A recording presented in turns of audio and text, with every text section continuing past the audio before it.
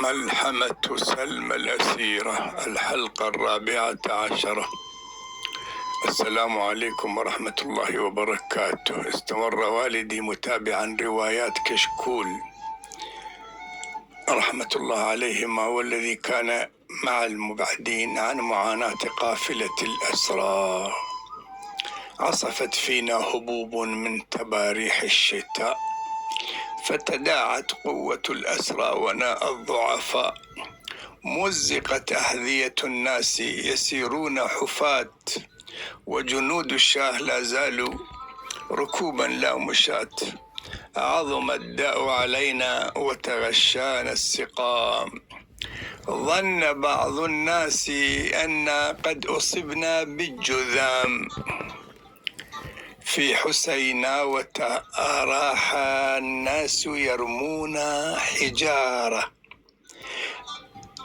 قائلين أبعدوهم عن قرانا إنهم ركب خذارة. هذه الرواية بكيفياتها سمعتها من أكثر من لسان من الأحياء آنذاك، عندما رحمهم الله، عندما عملت معهم لقاءات. أما كشكول فقد كتب كل مذكراته في كتاب، ونقلناها من كتابه، يعني عن لسان والدي رحمة الله عليه. فرح يضيع بين الأحزان. قال الراوي: كانت أسرة سلمى قد وافقت على فرار سلمى مع نسيم، وبعد أيام ذهب نسيم إلى أسرة سلمى خطب سلمى منهم رسميا، وحصلت الموافقة، وقرأ الوالد صيغة عقد محرمية مؤقتة بينهما، نهايتها من اختيارات الزوجة، حتى تذهب سلمى وتتحقق من أسرة نسيم في المحمرة. أما الركب الحزين فقد سار نحو المصير المجهول، دون أن يعلم بمجلس عقد قران فتاة الحي المصغر الحزين، والذاهبة هي الأخرى إلى مصير مجهول. رحى الموت. كم مريض قد هوى في هوة الوادي ومات، وصغير، هذا قول كشكول العلي رحمة الله عليه، كم مريض قد هوى في هوة الوادي ومات، وصغير لم يجد قوتا يغذيه فمات، وصغير لم يجد قوتا يغذيه فمات، وعجوز لا يطيق السير مشيا فثوى، ورفيق حمل الشيخ قليلا فهوى. ويسير الركب ركب الموت ما بين الصخور، ورحى الموت ورحى الموت مع الركب كما دار تدور، وعلى الصخر وبين الدرب في ذاك الجليد رب حبلى وضعت، ماتت كما مات الوليد.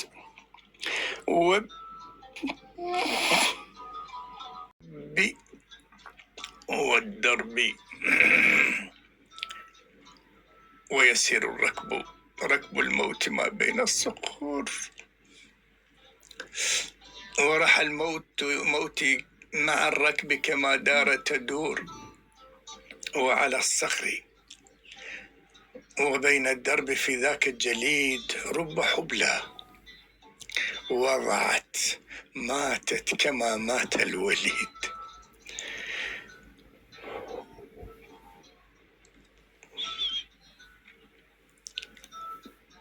عفوا. وبهذا الركب والدرب فمن مات شهيد، والذي عاش زمانا مبعدا مات سعيد. دمعت عين أبي والبيت غشاه الوجوم. كنا في بيتنا كما قلنا في البدايات في منفاية في إيذج في بيت صغير، وكان أبي قد جمعته الصدفة مع الزائر راضي الذي كان قادما من الأهواز ليخطب لولده من بنات اللور في إيذج. دمعت عين أبي والبيت غشاه الوجوم، حبس الأنفاس في الصدر وهاجتنا الهموم. خطبة الزائر راضي، وأرادت زوجتي تغيير أجواء الغيوم لتزيل الهم عن جمع توالته الكلوم الجراح. زوجتي قالت لراضي بحنان ووقار: ما الذي تفعل يا راضي على هذه الديار؟ إنها أرض جبال ووعور ووهاد وديان. إنها أرض جبال ووعور ووهاد، خصصت للنفي والتبعيد في هذه البلاد. قال راضي: ولهذا يا ابنتي أيضا حكاية، وأنا جئت هنا رغما وفي القلب نكاية جرح. إنها النهوة يا سيدتي فيها البلاء،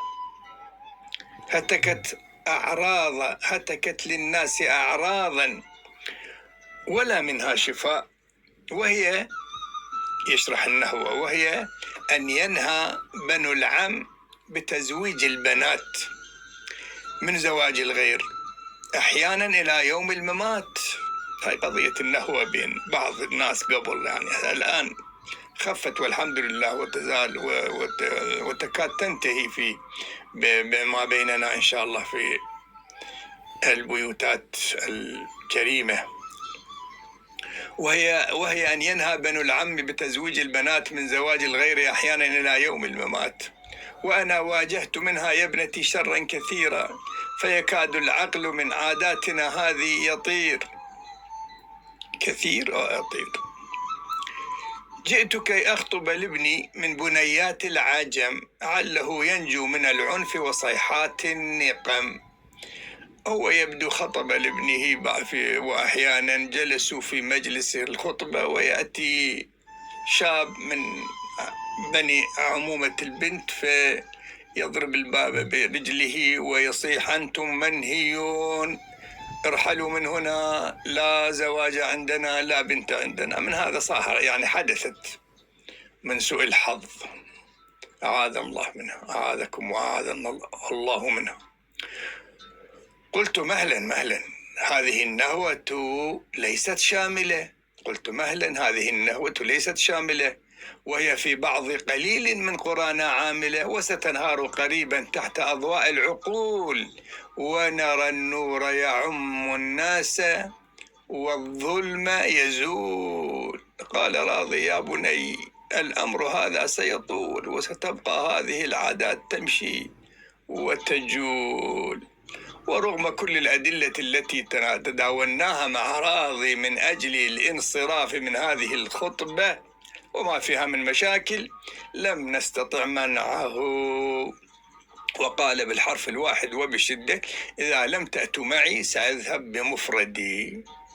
فاضطررنا للذهاب معه. مجلس الخطبة. عقد المجلس للخطبة وانهال الرجال، ملأوا الدار صياحا وضجيجا. في المقال هذا نقل يعني بالحرف، حرفا بحرف، لا فيه إضافة ولا نقص.